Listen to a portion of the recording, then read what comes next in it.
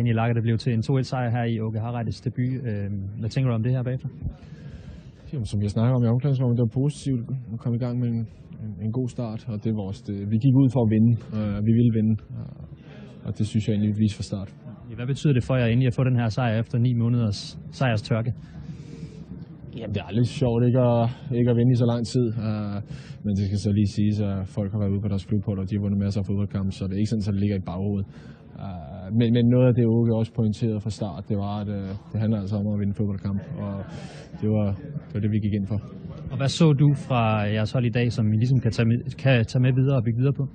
Jo, jeg synes, jeg så mange gode præstationer.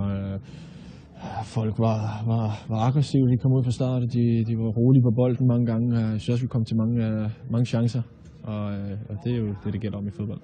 Og det her nye system og den nye måde at spille på, passer det godt til jer? Ja, vi skulle lige i gang, ikke? Men jeg synes, vi fandt hurtigt ind i det, og jeg synes, vi stod godt på banen og holdt dem for de store chancer.